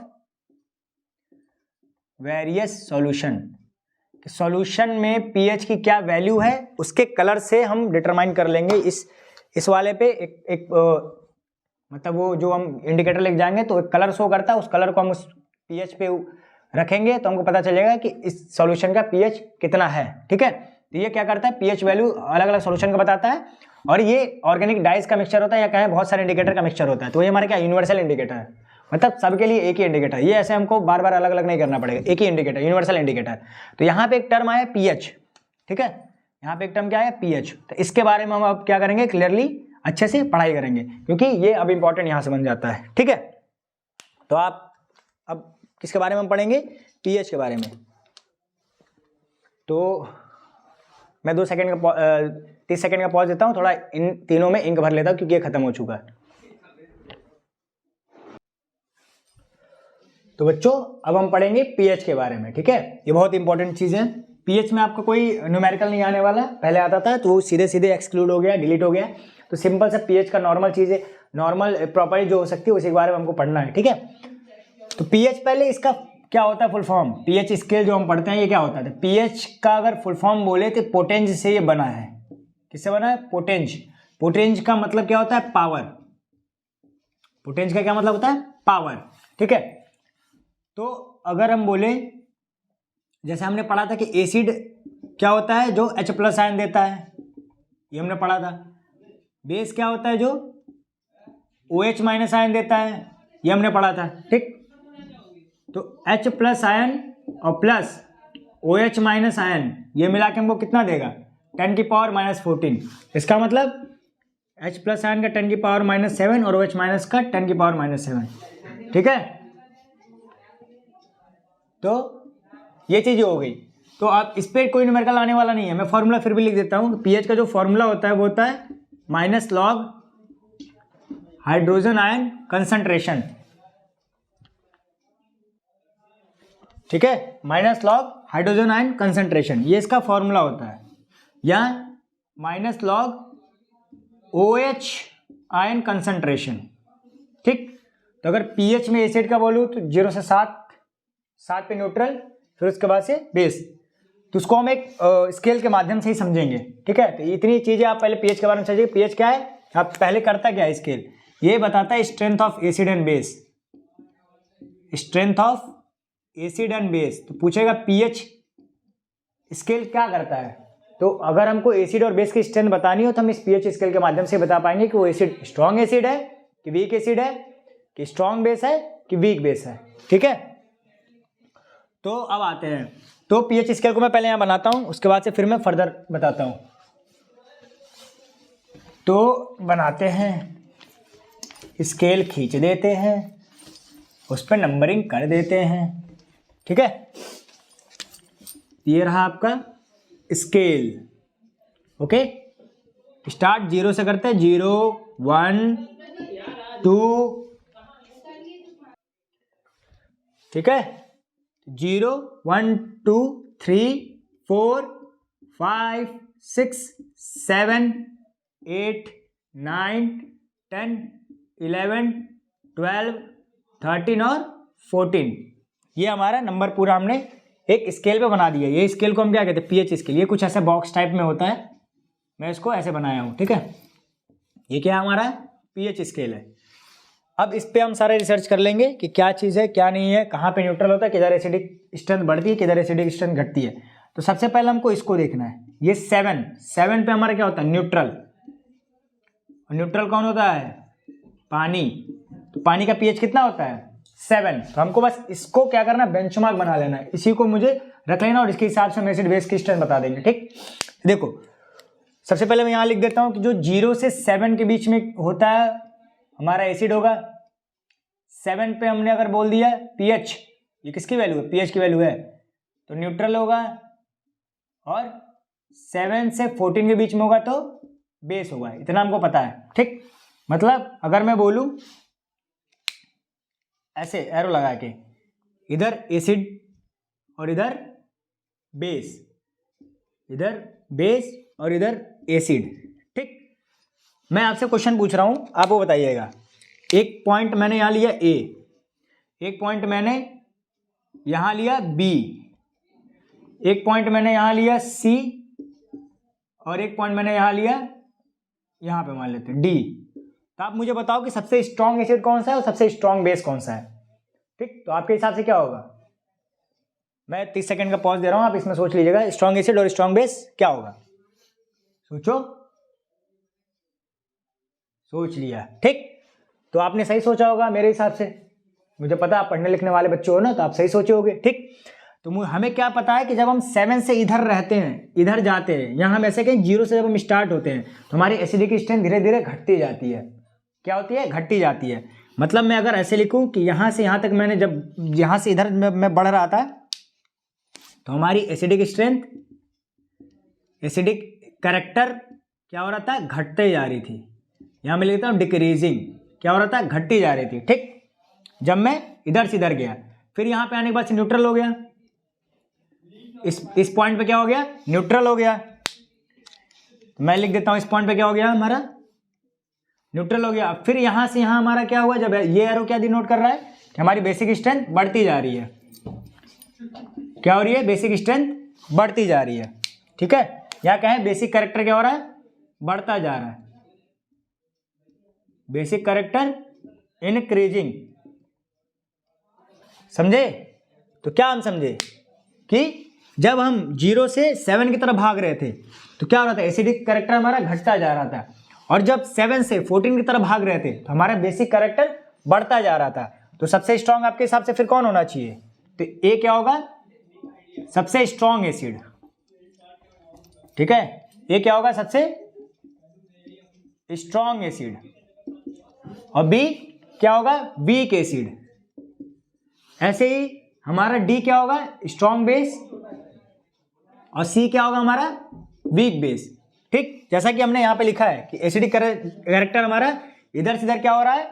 घटता जा रहा है 0 से 7 की तरफ, और 7 से 14 की तरफ क्या हो रहा है? बढ़ता जा रहा है। इसलिए बी हमारा वीक एसिड हो जाएगा और ए हमारा स्ट्रॉन्ग एसिड हो जाएगा। ठीक, और सिमिलरली हमारा डी स्ट्रॉन्ग बेस हो जाएगा और ये वाला हमारा सी वीक बेस हो जाएगा।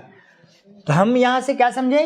अब आपको याद कैसे रखना है कि किधर बढ़ता है किधर घटता है। तो देखो सिंपल सी बात क्या हो रही है, जब हम 0 पे थे तो हमारा स्ट्रॉन्ग एसिड था, फिर हम इसमें हमने क्या पानी मिलाना स्टार्ट किया। क्यों? क्योंकि हमको पता है 7 किसका पीएच होता है? वाटर का। ये अगर आपको याद रहा ना कि 7 किसका पीएच होता है? वाटर का, तो आप इसके हिसाब से बता दोगे कि इसके कम वाले एसिड इधर वाले बेस। ठीक, अब देखो जब एसिड था तो मैंने इसमें पानी मिलाना स्टार्ट किया, पानी मिलाना स्टार्ट किया तो एसिड कैरेक्टर क्या होगा? घटता जाएगा ना। वीक एसिड वाला क्या पढ़ाए थे हम कि उसमें एसिड का कंसंट्रेशन कम होता है, वाटर का कंसंट्रेशन ज्यादा होता है। और कंसंट्रेटर में क्या पढ़ाए थे कि जब एसिड का कंसंट्रेशन ज्यादा हो और वाटर कंसंट्रेशन कम हो।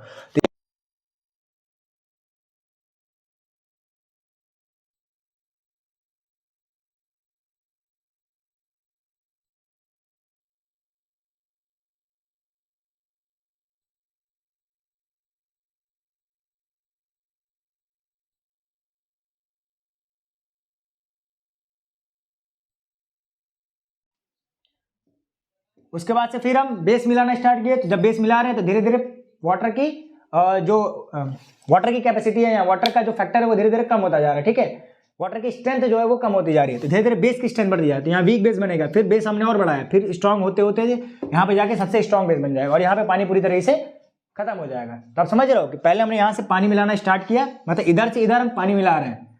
ठीक, तो यहाँ से पानी मिलाते, पानी क्यों मिला रहे हैं? क्योंकि हम 7 को एक्वायर करना है, 7 तक हमको पहुंचना है, क्योंकि 7 किसका पीएच है? वाटर का ही। तो हम इस एसिड में पानी मिलाते गए तो एसिड कैरेक्टर हमारा घटता गया, तो वीक एसिड बनते बनते यहाँ जाके एकदम न्यूट्रल हो गया। फिर इसके बाद हम बेस मिलाना स्टार्ट किए तो पानी का जो कैरेक्टर था वो घटता गया और बेस का कैरेक्टर क्या धीरे धीरे बढ़ता गया और यहाँ पे हमको जाके स्ट्रॉन्ग बेस मिल गया इधर के साइड में। ठीक है, तो ये पूरा आपका एसिड बेस का था पीएच स्केल के तरीके से। अब मैं यूनिवर्सल वाले पे देखता हूँ कि यूनिवर्सल वाले में कैसे हम उसमें पता कर पाएंगे कि कौन सा सॉल्यूशन में किस तरह का एसिड है या किस तरह का पीएच है। वो सॉल्यूशन का पीएच क्या है उसको हम यूनिवर्सल वाले से कैसे पता कर पाएंगे। तो कुछ कलर होते हैं, उस कलर को मैं यहाँ लिख देता हूँ कि 0 पे कौन सा कलर देगा, 1 पे कौन सा कलर देगा। उस कलर को आप थोड़ा मेमोराइज कर सके तो मेमोराइज कर लेना, याद तो मुझे भी नहीं है, ठीक है। जो मेन है उसको याद कर लेना, मतलब जो आपको याद हो सके। तो मैं लिख देता हूँ उस चीज़ को। तो मैं यूनिवर्सल इंडिकेटर के लिए बना रहा हूँ, ठीक है। इसको आप एक बार फिर से देख लीजिए। चलिए, ज़्यादा एसिडिक कहाँ होता है, 0 से 2 के बीच में। ये भी कभी पूछ देते हैं, 0 से 2 के बीच में स्ट्रॉन्ग एसिड होता है, ठीक है। ऐसे यहाँ 12 to 14 के बीच में स्ट्रॉन्ग बेस होता है, ठीक। इधर वाला वीक बेस हो जाएगा, इधर वाला भी वीक बेस हो जाएगा। तो आप कैटेगराइज से कर सकते हैं। अब मैं ऐसे ही एक स्केल बनाऊंगा यूनिवर्सल इंडिकेटर, और उस पर मैं देखता हूँ कि कौन से पीएच की किस वैल्यू पे कौन सा कलर होता है, ठीक। ये मैंने बड़ा सा बनाया, ये 0 1 2 3 4 5 6 7 8 9 10 11 12 13 और फिर 14। तो इस पर हम देख लेते हैं कौन कौन सा कलर होता है। तो 0 पे हमारा कौन सा कलर होता है, 0 पे हमारा डार्क रेड होता है। कौन सा कलर, डार्क रेड, ठीक। 1 पे और 2 पे क्या होता है, 1 और 2 पे कलर कौन सा देगा, रेड कलर ही देगा। 3 पे क्या होता है, तो ऑरेंज रेड होता है। क्या होता है, ऑरेंज रेड। 4 पे हमारा ऑरेंज हो जाता है, 4 पे हमारा ऑरेंज हो जाता है। 5 पे हमारा ऑरेंज येलो हो जाता है, ऑरेंज येलो हो जाता है। 6 पे हमारा ग्रीनिश येलो हो जाएगा, 6 पे हमारा कैसा हो जाएगा, ग्रीनिश येलो। देन 7 पे आएंगे तो 7 पे क्या हो जाएगा, ग्रीन हो जाएगा, 7 पे ग्रीन हो जाएगा। 8 पे कैसा दिखाएगा, तो 8 पे ग्रीनिश ब्लू दिखाएगा। कैसा दिखाएगा, ग्रीनिश ब्लू। 9 पे कैसा दिखाएगा, 9 पे ब्लू दिखाएगा। 10 पे कैसा दिखाएगा, तो 10 पे नेवी ब्लू, फिर पर्पल, फिर डार्क पर्पल। तो लड़कियों वाला है फीचर सब, ब्लू, ये नेवी ब्लू, और ये पर्पल, और ये डार्क पर्पल। अब बचे 2 लोग, तो उनके बारे में भी लिख सकते हैं। फिर वॉलेट, तो 13 14 के लिए क्या है, वॉलेट। तो याद किसका करना है, ऐसे नॉर्मली याद कर लो कि जो 11 12 वाले लगभग पर्पल की तरह होते हैं, 13 14 वाले वॉलेट की तरह होते हैं, 9 10 वाले ब्लू की तरह होते हैं, 7 8 वाले ग्रीन की तरह दिखते हैं, ठीक। ये 5 6 वाले येलो की तरह थोड़ा दिखते हैं, 4th ऑरेंज की तरफ, और ये 1st 2nd रेड की तरफ। मतलब 0 से 2nd तक लगभग रेड की तरह ही होता है। तो आप मोटा मोटी इसको देख सकते हो, ठीक है, कि 0 से 3 रेड की तरफ थोड़ा ट्रीट हो गया, 3 से 5 के बीच में ऑरेंज रेड, ऑरेंज येलो ऐसे हो गया। 6 7 8 हमारा ग्रीनिश की तरह थोड़ा हो गया, 9 10 हमारा ब्लू की तरह दिखेगा, 11 12 पर्पल की तरफ, और 13 14 वॉलेट की तरफ।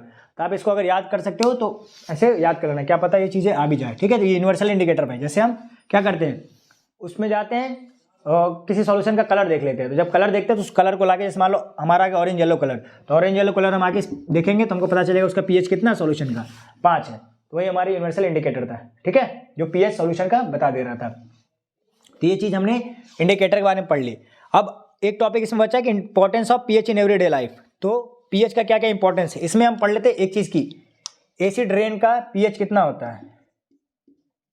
एसिड रेन का जो पीएच होता है हमारा वो लेस देन 5.4, ठीक है, लेस देन 5.6 होता है, ठीक। तो एसिड रेन का पीएच याद रख लेना। ऐसे स्लाइवा का पीएच आप याद रख सकते हो कि स्लाइवा का पीएच कितना होता है, तो 6.5 से 6.9 होता है खाना खाने के पहले, और खाना खाने के बाद और एसिडिक हो जाता है तो 5.1 से 5.5 होता है, ठीक है। तो ये सब वैल्यू भी आप याद रख सकते हो,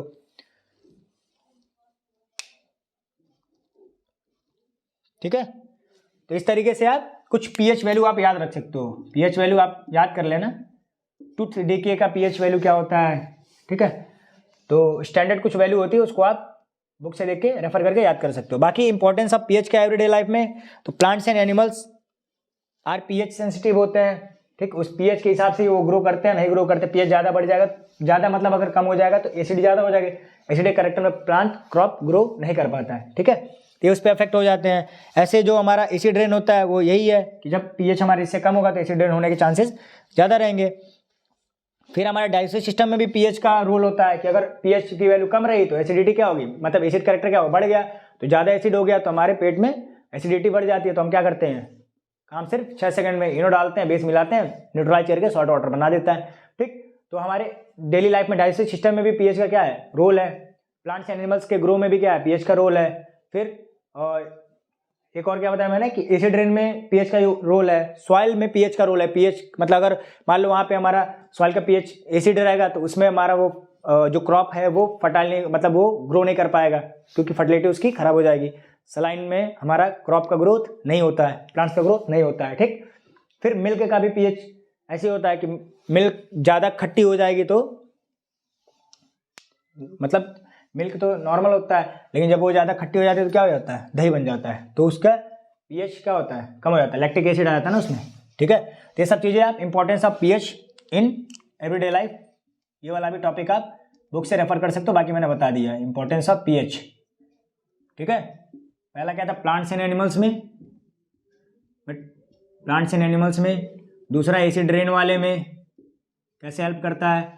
तीसरा डाइजेस्टिव में, हमारे डाइजेस्टिव सिस्टम में। चौथा सॉइल में, और पांचवा लास्ट क्या था, मिल्क में। ठीक है, तो ये डेली लाइफ में हम यहाँ पीएच का रोल देख लेते हैं। तो आप एक बार बुक से अच्छे से इसको रीड आउट कर लीजिएगा। ठीक, तो हमने 3 टॉपिक खत्म कर दिया है, एसिड के बारे में, बेस के बारे में, उसके प्रॉपर्टी वगैरह सबके बारे में, इंडिकेटर के बारे में, पीएच के बारे में, और हाँ बस। अब उसके बाद से अब लास्ट टॉपिक हमारे क्या बचा, सॉल्ट। तो सॉल्ट के बारे में हम अच्छे से अब पढ़ेंगे। तो बच्चों ये 2 पीएच और भी इंपॉर्टेंट थे, उसको भी आप लिख लीजिएगा कि पीएच जब लेस देन 6.6 होता है तो हमारा वहाँ पे मिल्क जो होता है वो खट्टे में बदल जाता है, टर्न सॉर। और जब पीएच हमारा लेस देन 5.5 होता है तो हमारा टूथ डीके स्टार्ट हो जाता है। ठीक है, दांतों का सड़ना स्टार्ट हो जाता है जब पीएच हमारा 5.5 से कम होता है। और एक मैंने एसिड रेन वाला ही बताया था, 5 पॉइंट क्या था, 8 था ना, 5.8 से जब लेस देन होता है तो एसिड रेन हो जाता है। ये 3 पीएच आपको याद रखना है। ठीक है, बाकी कुछ याद रखो ना रखो, ये आपका पूछ लेता है उसमें केस बेस्ड स्टडी में, यहाँ नॉर्मल ऐसे क्वेश्चन पूछ सकता है आपके एमसीक्यू में भी। अब हम पढ़ेंगे सॉल्ट के बारे में। हमने एसिड बेस के पढ़ लिया, अब एसिड बेस मिलाने पर हमें क्या मिल रहा था, सॉल्ट मिल रहा था और वाटर मिल रहा था। तो सॉल्ट के बारे में हम यहाँ पढ़ेंगे। तो उसके पहले एक टर्म आता है सॉल्ट हाइड्रोलिसिस। क्या आता है, सॉल्ट हाइड्रोलिसिस। तो सॉल्ट हाइड्रोलिसिस क्या होता है कि जब हम सॉल्ट को पानी में मिलाते हैं, इसी पूरे फिनोमेना को क्या कहते हैं, सॉल्ट हाइड्रोलिसिस। ठीक है, तो सॉल्ट हाइड्रोलिसिस सबका होता है, बस एक लोगों का नहीं होता है। किसका किसका, जब हम स्ट्रॉन्ग एसिड और स्ट्रॉन्ग बेस को मिला के जो सॉल्ट बनाते हैं। ठीक है, स्ट्रॉन्ग एसिड और स्ट्रॉन्ग बेस को मिला के सॉल्ट बनाते हैं तो ये सॉल्ट कैसा बनता है, न्यूट्रल बनता है। कैसा बनता है, न्यूट्रल बनता है। तो इसमें सॉल्ट हाइड्रोलिसिस नहीं होगा, इसमें सॉल्ट हाइड्रोलिसिस नहीं होगा। ठीक है, तो बस याद रखना यही कि जब स्ट्रॉन्ग एसिड और स्ट्रॉन्ग बेस होगा तो उससे जो सॉल्ट बनेगा वो सॉल्ट हाइड्रोलिसिस अकर नहीं करेगा। तो मतलब इन दोनों में से किसी को एक वीक होना चाहिए, तब जाके हमारा सॉल्ट हाइड्रोलिसिस होगा और वहाँ जो सॉल्ट बनेगा उसको हम देख लेंगे। तो डिपेंड करता है सॉल्ट हमारा कैसा बनेगा। अगर स्ट्रॉन्ग एसिड स्ट्रॉन्ग बेस है तो सॉल्ट न्यूट्रल हो गया। अब मैं कहूँ कि स्ट्रॉन्ग एसिड वीक बेस है तो सॉल्ट हमारा कैसा बनेगा, एसिडिक सॉल्ट बनेगा। क्योंकि क्या है, डोमिनेंट कैरेक्टर वाला अगर यहाँ पे फील करें तो वही चीज़ है कि अगर मैं कहूँ स्ट्रॉन्ग एसिड और वीक बेस, यहाँ जो सॉल्ट बनेगा कैसा बनेगा, एसिडिक बनेगा।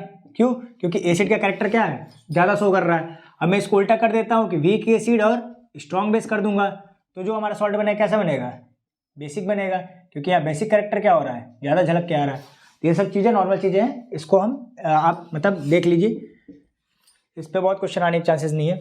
अब हम सीधा सीधा पढ़ेंगे जितने हमारे टाइप के सॉल्ट है उसके बारे में। जैसे NaCl हो गया, कॉमन सॉल्ट। फिर हम सोडियम हाइड्रोक्साइड के बारे में पढ़ेंगे। ठीक, उसका यूजेस पढ़ेंगे, प्रिपरेशन कैसे होता है। फिर हम baking soda, washing soda, plaster of Paris, इन सब के बारे में हम पढ़ेंगे। तो सबसे पहले हम NaCl के बारे में पढ़ते हैं। NaCl के बारे में मतलब कॉमन सॉल्ट ही उसको कहते हैं।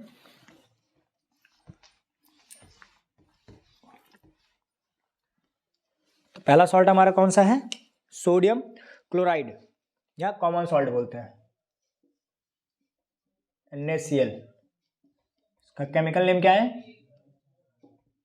सोडियम क्लोराइड या इसे क्या कहते हैं? कॉमन सॉल्ट, जैसा कि मैंने लिख लिया। आपको पता है कि जब स्ट्रॉन्ग एसिड और स्ट्रॉन्ग बेस को हमने मिलाया था, किसको किसको मिलाया था?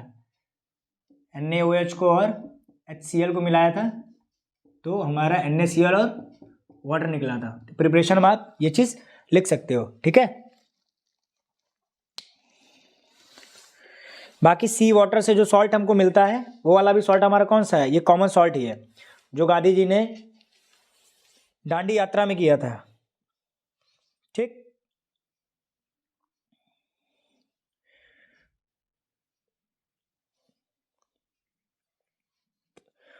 तो इसके बारे में ज़्यादा कुछ है नहीं, बस यही है कि ये चीज़ है कि यहाँ से हम प्रिपरेशन कर सकते हैं स्ट्रॉन्ग एसिड स्ट्रॉन्ग बेस लेके, और दूसरा हम कहाँ से? सी वाटर को इवेपोरेट करके जो हम सॉल्ट बनाते हैं, प्रिपरेशन में चल रहा हूँ मैं, इवेपोरेट करके जो सॉल्ट बनता है वही सॉल्ट हमारा कैसा है? कॉमन सॉल्ट है, मतलब NaCl ही बनता है, ठीक है। उसके बाद से केमिकल ऑब्टेन फ्रॉम, ठीक है, कोई दिक्कत नहीं है। तो इसमें और कुछ है नहीं। इसका हम यूज़ कहाँ करते हैं? तो आप इसका डेली यूज़ कर सकते हो। खाने वाने में जो नमक डालते हैं आयोडीन मिला के, यही नमक होता है, ठीक। और इसका यूज़ हम सोडियम हाइड्रोक्साइड को बनाने में, और ब्लीचिंग पाउडर को बनाने में, बेकिंग सोडा को बनाने में, वॉशिंग सोडा को बनाने में, या बहुत सारे ऐसे चीज़ों को बनाने में इसका यूज़ होता है। इसलिए हमने पहले कॉमन सॉल्ट को पढ़ लिया था, NaCl के बारे में। अब आता है कि दूसरा जो हमारा सोडियम हाइड्रोक्साइड है, इसको हम कॉमन नेम इसका बहुत याद रखिए, क्योंकि कॉमन नेम आने आज बहुत पूछा जाता है। तो मैं दूसरा यहाँ पे लेके चल रहा हूँ NaOH, जिसका केमिकल नेम क्या है? सोडियम हाइड्रोक्साइड, ठीक। और कॉमन नेम क्या है इसका? Caustic soda. पूछता है इसको किस प्रोसेस से बनाते हैं? तो ये क्लोर एल्कली प्रोसेस से इसको मैन्युफैक्चर करते हैं। कौन से प्रोसेस से? क्लोर एल्कली प्रोसेस। तो ये प्रोसेस आप याद रखिएगा, क्लोर एल्कली प्रोसेस से हम कास्टिक सोडा को प्रिपेयर करते हैं, ठीक है। Caustic soda. एक चीज़ और वहाँ NaCl में छूट गया कि ब्रांच सॉल्यूशन पूछता है कि ब्रांच सॉल्यूशन क्या होता है। ब्रांच सॉल्यूशन मतलब नमक पानी की बात कर रहा है। तो aqueous solution of NaCl, aqueous solution of NaCl is called branch solution. मतलब जब हम नमक को पानी में घोल देते हैं तो जो सॉल्यूशन बनता है वही हमारा कौन सॉल्यूशन है? ब्रांच सॉल्यूशन, ठीक है। इसको भी आप याद रखिएगा। अब NaOH के बारे में और कुछ पढ़ लेते हैं। कास्टिक सोडा कॉमन नेम हमने पढ़ लिया, और क्या इसके बारे में हो सकता है?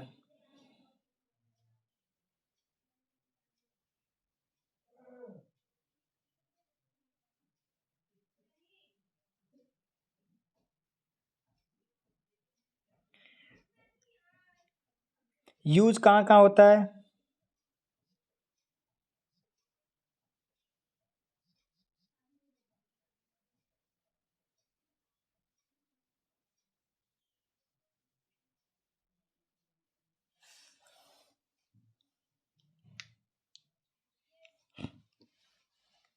प्रिपरेशन में पहले इसको देख लेते हैं, ठीक है।